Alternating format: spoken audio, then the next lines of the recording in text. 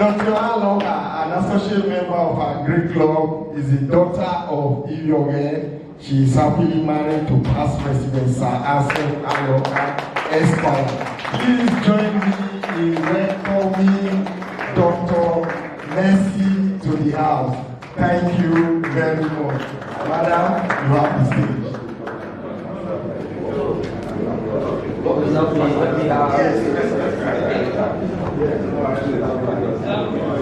Good morning, everybody. I'm supposed to discuss the advantages of medical checkup in the life of an adult, but I just thought I should do some preamble and talk about preventive health, and the medical checkup will be part of it. I just think it's an opportunity to talk about much more than just the checkup.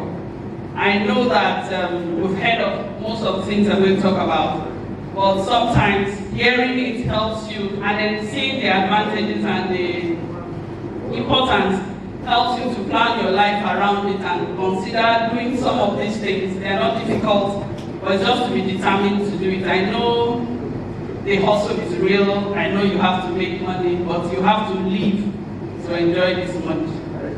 Thank you. Next slide. So health is generally considered a dynamic state because it changes. It's not the same thing last year and this year. Of social, mental, and physical adaptability, and not just absence of disease. You might not have any disease, but you are unhealthy. And the fact that you have social health, it means you can have relationships and sustain relationships.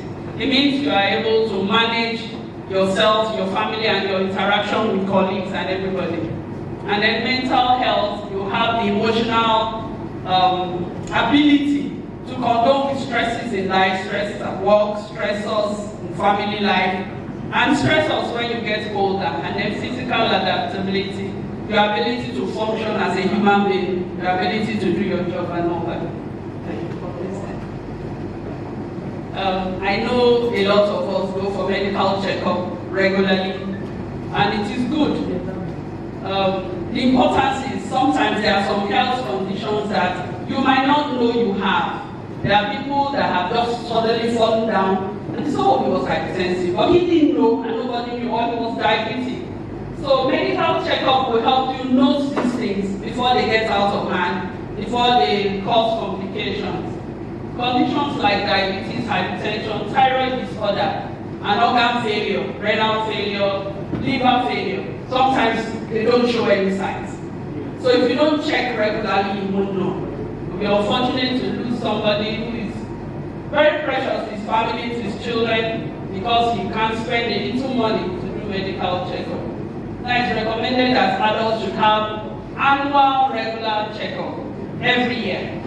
And then it tells you, if you begin to notice some change away from the normal, you can take steps to control it.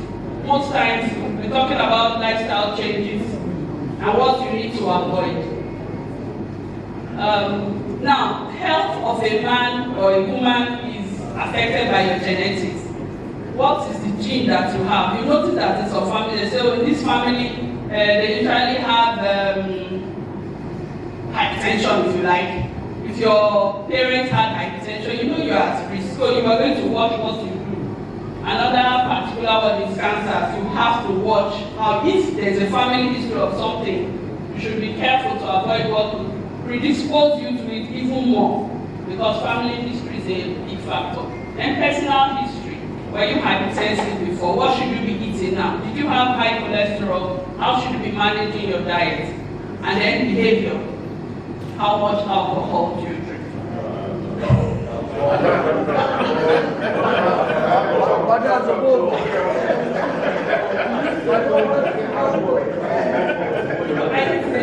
I said how much. So you have to decide, and then the smoking part. Smoking is not, there's no drink, smoke. It's not good. So work towards stopping it. What kind of meals do you eat? What is the content? What's the percentage of the carbohydrate, protein, and fats? what is your body mass index. All these are parameters that will affect how long you live and how well you live. What sort of, like respiratory, we talked about smoking. And then I've said reduce alcohol exposure. What of regular activity? How active are you? Are you from the house to the car, to the office, back to the car? You are not moving at all. It's important. What of sleep? I know it's not easy for a young person. If you are taking exams, you have to be awake to prepare. If you have a job that is demanding, then you have to be awake. But sleep affects how you grow. It affects the kind of health that you experience. Because good sleep helps to elongate your life. Okay, so this medical examination, what does it entail? Immediately the client is coming into the office, we are looking at how the client walks. What are his mannerisms? Is he leaning to one side? Is he frowning? Is there something wrong with his skin? How is he speaking? So these are pointers to the health of that person. And then you take tests, you do parallel check if the man is or the woman is pale.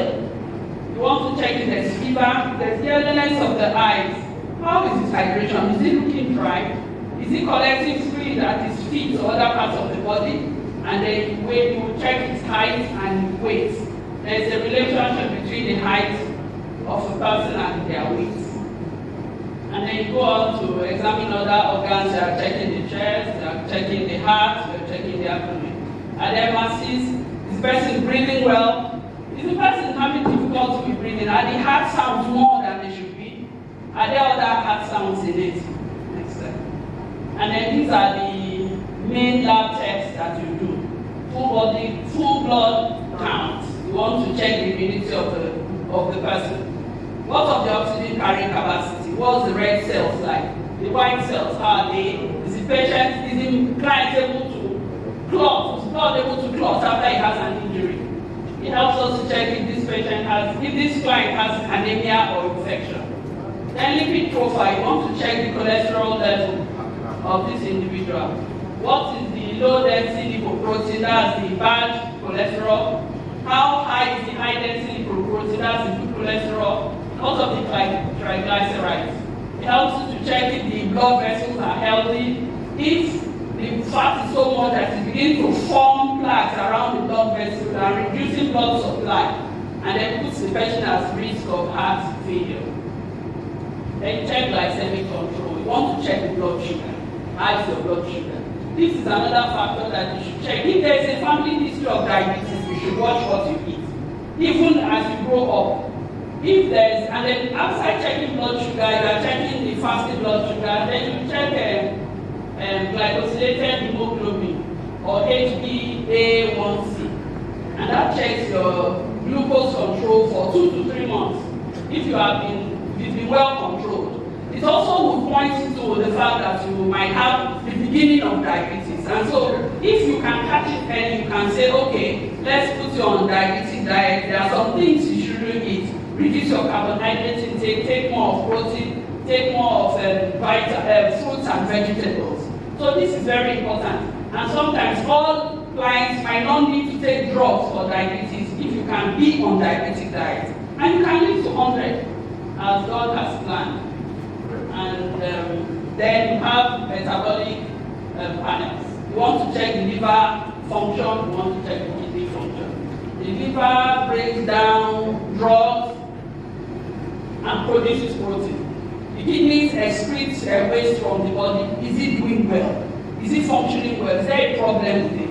If there is, it's good to catch it on time so that you can control it. You can talk about lifestyle changes that will help the man not go into renal failure.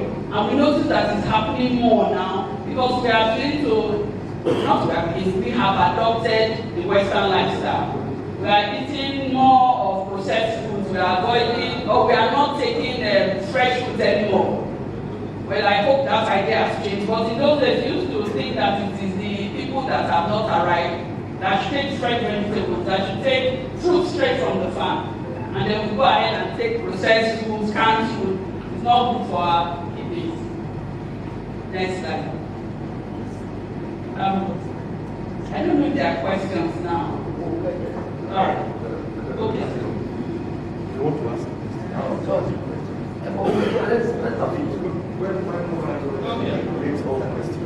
Okay. Then for male clients, we are talking about screening for prostatic cancer. For clients over 40 years, it's good to have prostatic specific antigen PSA done. It's necessary every year. It's money well spent to do that. And if there is rising PSA, it doesn't mean you have prostatic cancer. It means that you should have further evaluation. There are things you can do that can bring down the PSA level and make you healthier. We'll notice that as a man grows older, if you have pelvic scan, you find out that the prostate gland is getting bigger. It doesn't mean you have prostate. It doesn't mean you have cancer. It just means that it's getting bigger as a man grows older. And so you should check your PSA regularly, please. This cannot be overemphasized. Now, risk factors for prostatic cancer, advanced age, not risk factors for elevated PSA, advanced age in the man, genetic mutation. If your father had prostatic cancer, you have a higher risk of having it. Family history, like I said, smoking. You notice smoking cuts across all the major cancers. I know it's not easy if you've developed a habit, but you can stop. You can reduce, and finally stop. Very important. And then obesity. How big are you? Are you losing weight? How healthy is your diet? Are you eating fatty stuff, especially saturated fat? And then sedentary lifestyle has come in again. Are you moving around? Are you jogging? And then exposure to toxins. Those who work in chemical companies, you have to protect yourself. And then there are other factors that are not cancer that can elevate your PSA level, like benign prostatic hypertrophy. We remember that some of our fathers, the man just wakes up one day and says, he can't pass urine. The prostate has grown so big that he has got the channel for urine. And then prostatitis, the infection in the prostate gland. And then physical irritation, maybe you are riding a bicycle or you just had intercourse 1 to 2 days before the blood sample was taken for PSA, and that will make you rise. Okay, for the female clients, I just want to emphasize real big emphasis on regular breast self-examination, because sometimes you see something before the doctor sees it. You notice something before the doctor notices. And so that is the point when you should go to the hospital. Do you notice a lump? Is there a change in the look? The breast? Have you noticed that there is discharge from your breast? Maybe blood? Maybe clear fluid? Is there pain? Or the shape has changed? All these you should see your doctor immediately. However, annual mammogram, which is X-ray of the breast, is recommended for women who don't have any risk of breast cancer. They do it between 45 to 55 years. That is and then for those that are over 55 years, you do it every 2 years. However, in Nigeria, most people will start mammogram from 50 years. For high-risk women, you can have your mammogram done as early as 40 years. And the risk factors for breast cancer, more amongst older women over 60. Genetic mutation, like I said, genes like BRCA1, BRCA2, family history of breast cancer, and then there's the early beginning of menses, they call it menarche, and late end of menses, they call it menopause. So that there's a long number of years where the woman's breast and her body is exposed to female hormones like estrogen. And then the radiation to the chest, maybe if the client had some cancer as a child and had radiation, there's increased risk of breast cancer. And then here again, you have excessive alcohol intake. So alcohol, if it's excessive, is also a problem. Then there's obesity. How big are you? How are you coming down? What are your plans?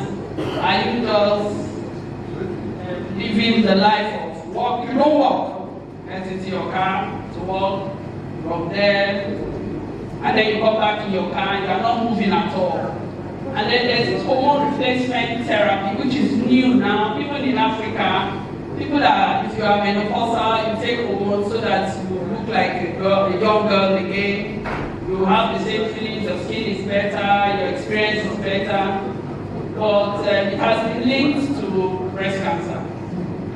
And then I want to quickly say that breastfeeding a child is beneficial. I know now some ladies are like, I don't want to breastfeed, I don't want the shape of my breast to change. But it protects you from breast cancer. Next slide. And then this one, cervical health and vaccines.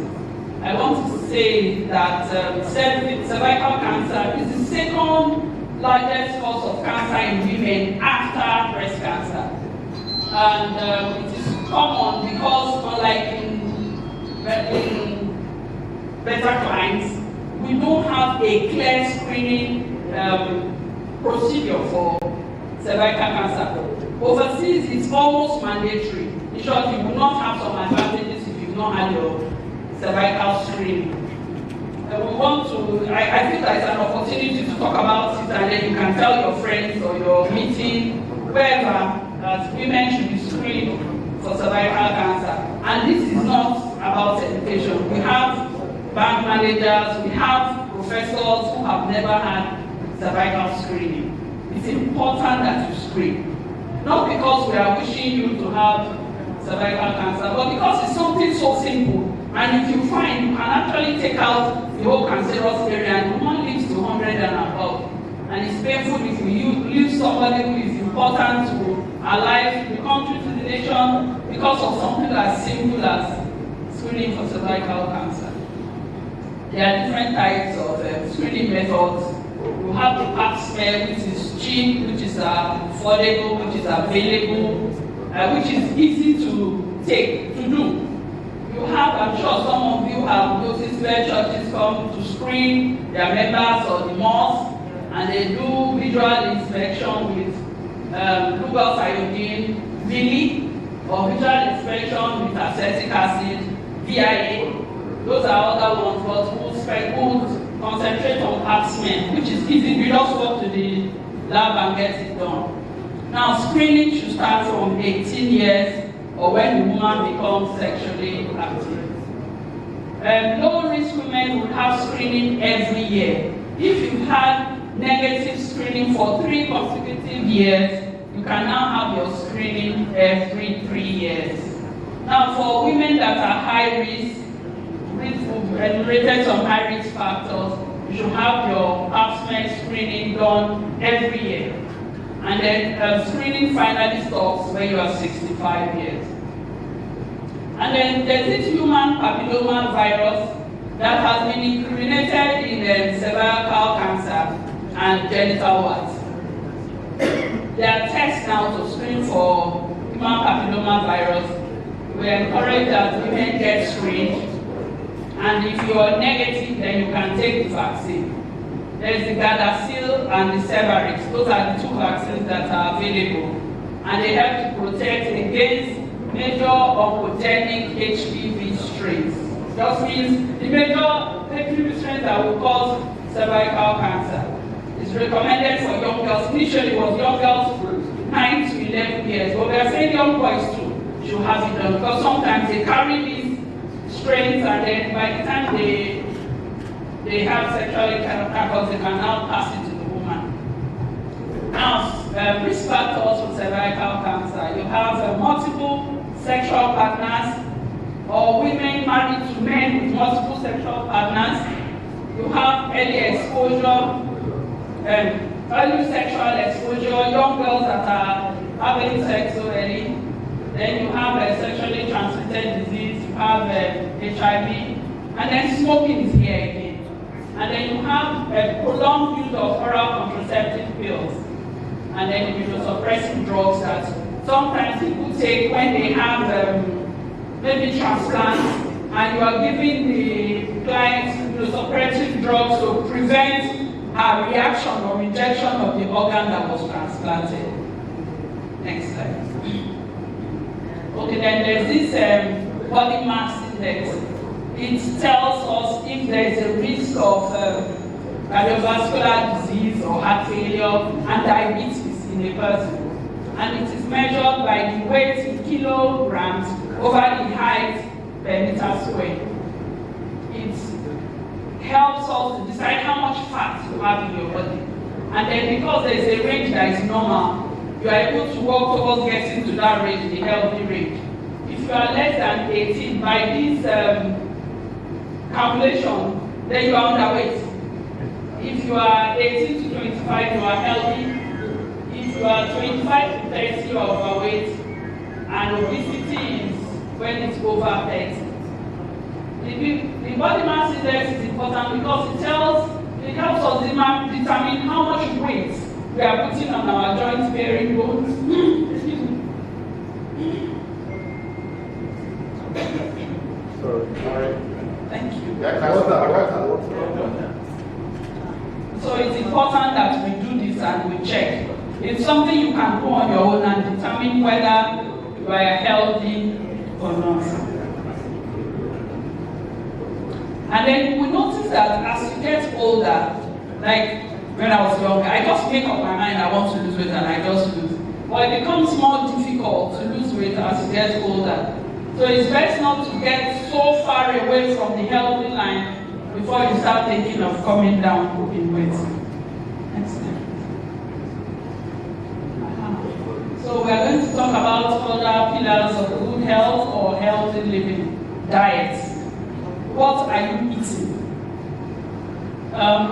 This is the percentage or the ration we should have in our meals. About 50 to 60% of complex carbohydrates, not sugar, not glucose. 15 to 20% of lean meats or protein, and 20 to 30% of healthy lipids. You are looking at carbohydrates, and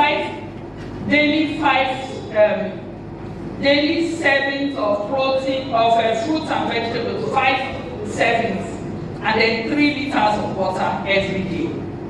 So you must arrange, it's not as if we are saying sit down and drink 3 liters at a time. You must spread it across the day so that you have 3 liters or more every day. It's good for your liver, it's good for the whole system. And the kind of carbohydrates we are looking at is oats, brown rice, millet.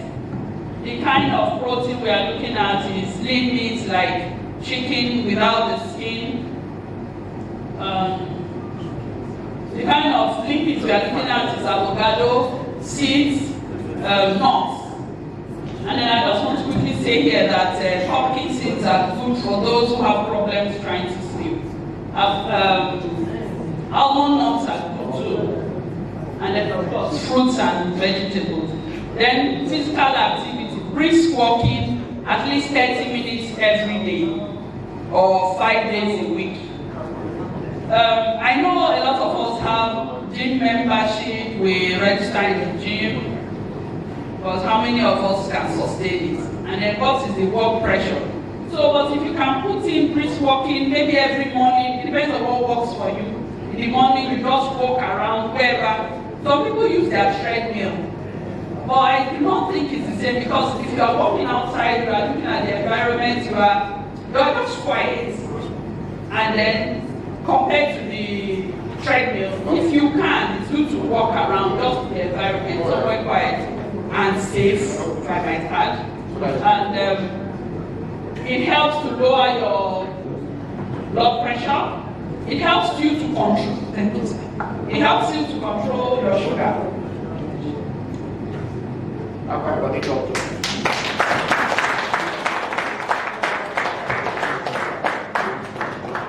It also prevents muscle loss. As one goes older, especially in the women, when menopause occurs and the estrogen level drops, you are at risk of getting osteoporosis, and so you lose the bone density. If you are doing your brisk walk every day, it helps. It also helps with cognitive decline. I'm sure all of us, okay, maybe the younger ones have, you notice that you come into you were going to do something, you come into the room and you can't remember what you came to do. So that is cognitive function. It's good to start taking so that you do not lose it completely. Next thing. Okay. I'm not saying that you shouldn't do your gym and all the other exercises, but brisk walk is important. So that you put that in, you can do it in the morning or in the evening. And if you do it in the morning, then you get the advantage, and you do it in the open sun, you get the advantage of having your vitamin D. You know, that tends to be depleted in women that have gone into menopause. And then sleep. I know this is difficult even for me, because babies come at night, so how am I going to get 7 to 9 hours sleep? What is good for you? So anytime you can, you should do 7 to 9 hours sleep. Maybe you go to whatever works for you. You go to bed by 10, wake up by 5. And then you arrange your time so that you go to bed about the same time and get up about the same time. So that your body is tuned to that. And then that way you don't even need an alarm. It wakes you up at 5 because you always get up at 5. And also, it's advised that you do not interact with the screen, whether it's television or your phone, maybe an hour to sleep, and then that you dim the lights in your room. It shouldn't be as bright as this, so that it just puts you in that atmosphere of sleep. Also, those that have television in their bedroom, I don't know what you are planning, are you going to sleep? So, you must, because it is important that you sleep. And then some also say, oh, I slept 3 hours in the afternoon. That should make up for the night. It's not the same. Because, so you should have, if you can, your 7 hours or as close to 7 hours of sleep as you can. Like here, I've written here, it improves your memory. You tend to remember more. It helps you focus more. I'm sure a lot of us, or most of us here have taken exams and you read through the night. And then you go to the exam hall to do cell repair, during sleep, fight infection, and reduces inflammation. It protects the heart. It improves blood sugar as well and weight gain. If you are doing your exercise, you are eating right, you are sleeping right, it helps to reduce your sweet craving. It helps to release stress. If your boss is sleep at night, he's cranky in the morning, and then everybody gets in trouble. He's cranky with his wife before he now goes to the office. Everybody is in trouble. And then it prevents depression and helps with emotional stability. What would trigger you off, normally you will be able to accommodate and overcome. So as the saying goes, health is wealth. So it's not everything that you find you should eat because you can afford it. You should check whether it's healthy, whether it's good for you. And then I would end by saying prevention is better than cure.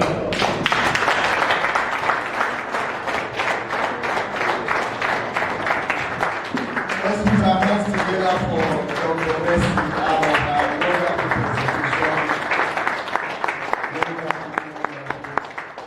Thank you very much. So, we are now going to take questions, comments. So, Mr. Hussein, please, you know how we work together now. We don't sit down back. So, we'll take it one after the other. We have Mr. Solomon, number 1. Sir Solomon, I'm sorry. Sir Solomon. Then we have Mrs. Arua, number 2. Chairman, Constantine, number 3. Of the beginning of the universe. Number 4. Okay. Most senior. Number 5. Okay. Let's start. Okay. And Vice President. Number 6. In that order, say, please. Where's the second one? Oh, okay. Madam Lucky Agna. Number 7. Okay. Mr. Tom Akamusi, number 8. So where is the second one? Oh, okay. So pass it. The first person, Sir Solomon. Thank you so much, ma'am, for this beautiful topic and the way it was presented. My question is this: in the course of your brief about what medical doctors check on patients. You mentioned that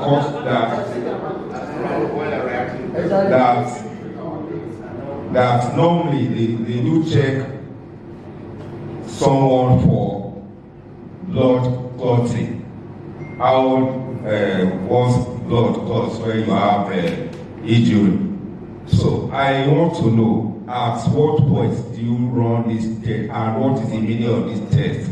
Because I do know that as you get older, there is tendency that when you sustain an injury, it will not heal on time. So I want to know whether it's recommended that you go for this test every now and then so that you prevent issue of your blood not clotting when you are getting old. Thank you, madam.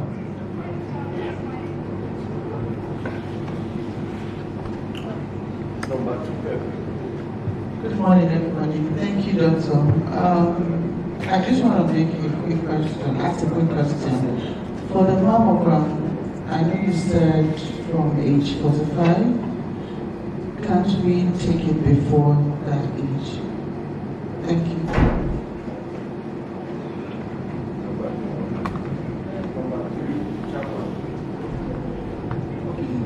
Thank you very much for the fantastic presentation. Okay, so I just want to combine this bishop and question.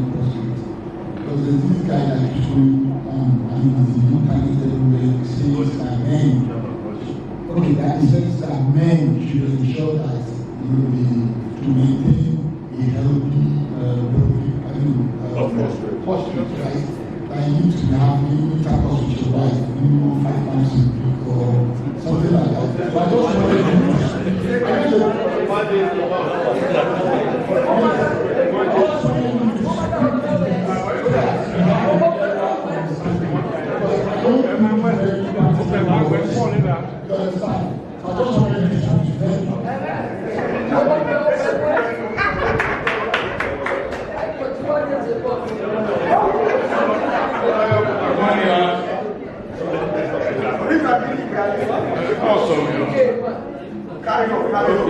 Madam,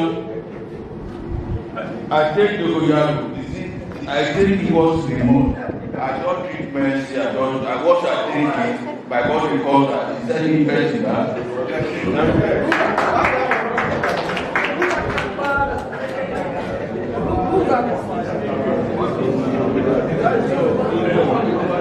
that, thank you, Lord, for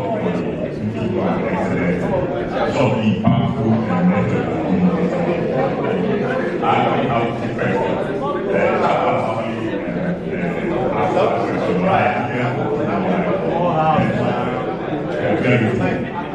men's platform and a lot going on in this area of posture, right?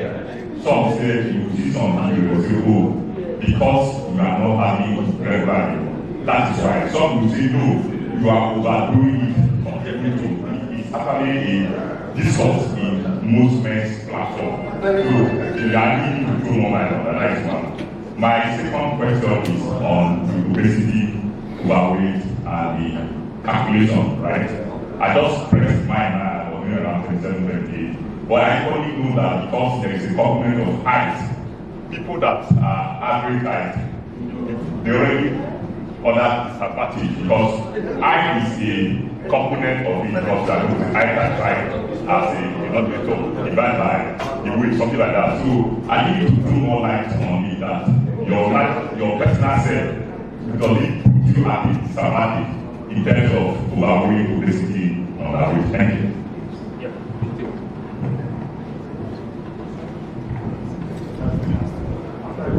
Thank you, Lord, for the presentation.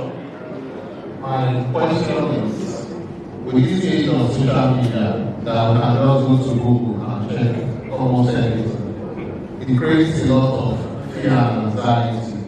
Sometimes we just go to Google and say, I have these symptoms. And you check. The kind of answer it gives you creates other anxiety. In the medical world, we're just wondering what you guys are doing to either bring that awareness of this or these things. Thank you.